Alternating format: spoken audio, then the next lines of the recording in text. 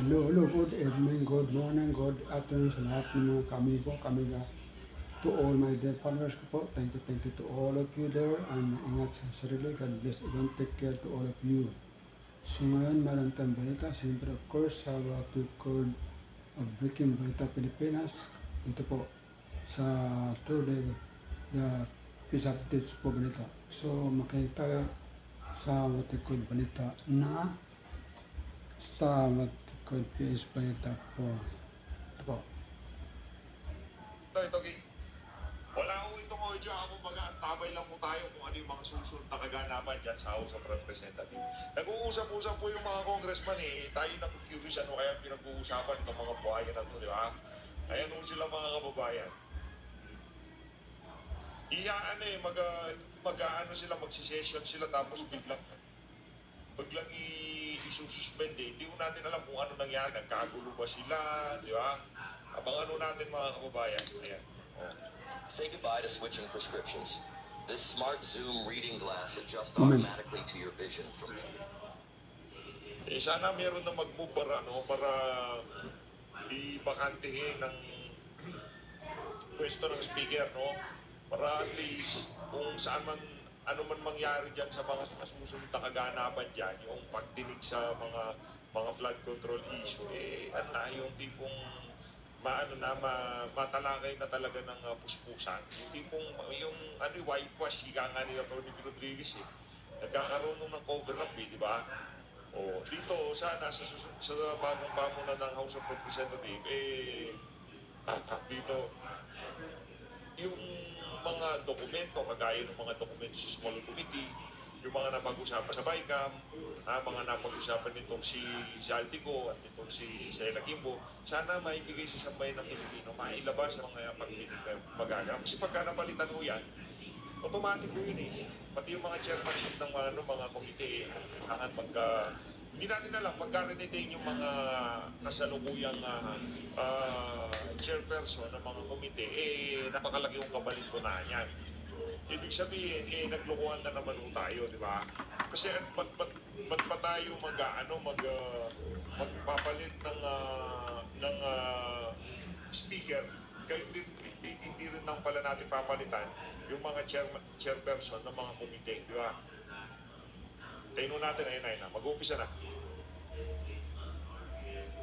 Wala, ayan. Pag linagay na ho yung, yung pamalo na yan yung hudyat na magkakaroon na talaga ng puti-puting development. Siguro napipressure na rin itong si Romualdez sobrang nai-stress na siya. Kasi mayat-maya yung banggit sa pangalan nilang dalawa nitong si Zaldico.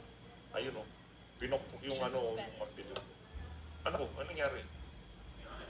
Ano nangyari doon? Pagka-resume suspended kagad. Session resume. Session suspended. Ano yun, madam? Lukuhan? Session resume tapos session suspended. Ano kayo mga si Raulo? Tinatanong ko, ano yan?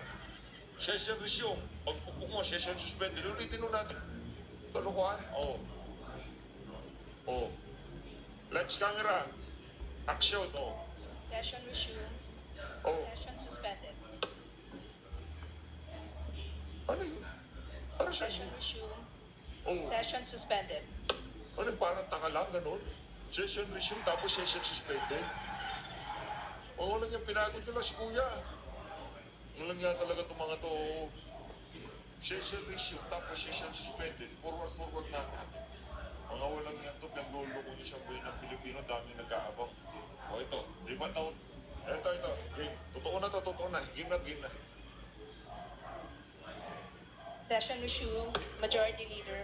Huwag mo isususpend yan, langya ka. Reference of business. The Secretary General is directed to read the titles of the bills and Excited na ako dito kay resolutions. Congressman Kiko Barzaga. Additional reference of business bills on first reading. House Bill 4530, enhancing the medical access of OFWs and their families. To Representative Macapagal Arroyo. to the Committee on Health. House Bill 4531, institutionalizing the annual grant of the World Teachers' Day incentive benefit for public school teachers. By Representatives Gonzales, Christopher Sheen, and Libana. To the Committee on Basic Education and Tuloy natin. and reporting requirements of the fund utilization and status of program project implementation of the local government support fund as attested by the respective local chief executives. To the Committee on Appropriations. Letters dated September 10, 2025 of the Executive Secretary, Office of the President, Malacanang, transmitting two original copies each of Republic Act numbers 12254 to 12265, which were signed by President Ferdinand Romualdez Marcos Jr. To the Archives. Majority Leader. Madam Speaker, I move that to suspend session until tomorrow, September 17 at 3 o'clock in the afternoon. Session suspend. Nasaan yung palitan? Lang yan. Lilipat na nga ho tayo mga kababayan. Ano ba yan? Matter of personal and collective privilege. Outrage. Outrage, Mr. President, over a law that was meant to regulate the construction industry, but has now been twisted into a weapon of abuse, greed, and corruption. Ang tinutukoy ko po ay itong Republic Act number 4566 o ang Contractors License Law. At sa ilalim ng batas na nag-amyenda dito ay ang Philippine Contractors Accreditation Board o PICAP na siyang nagbabantay, nangangasiwa at nagre-regulate sa industriya ng lahat ng konstruksyon sa Pilipinas. Maganda po ang batas na ito, maganda po ang layunin, Ginoong Pangulo. Ngunit may malaki pong problema. Ayon kasi sa nasabing batas, kailangang lahat ng mga miyembro ng PICAP ay may 10 taon o higit pang karanasan sa pangungontrata. Now, Mr. President, I ask you in this chamber, how can contractors regulate themselves? How can we expect impartiality when those who sit in judgment are the very same people who compete for and corner government projects worth billions of pesos? This is not regulation, Mr. President. This is what you call state-sanctioned conflict of interest, and it directly violates Republic Act number 6713 or the Code of Conduct and Ethical Standards for Public Officials and Employees.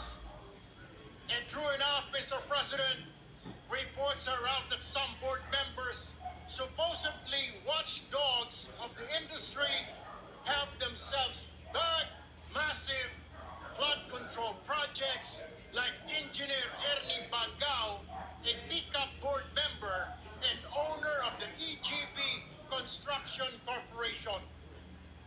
This construction company, according to President Marcos, backed 7.7 billion pesos worth of flood control projects from 2022 to 2025.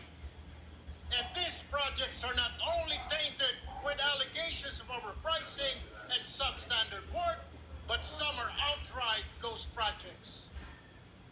EGB Construction Corporation reportedly also owns Wow Builders, who is said to be behind several ghost projects in Bulacan, Mr. President. Sa okasyon ng aking kaarawan, 80% discount to only 399 pesos. Ang isa pang opisyal na pick-up na si Engineer Arthur Escalante ay nabanggit din ni Senador Ping Lacson na nakakuha ng malalaking kontrak.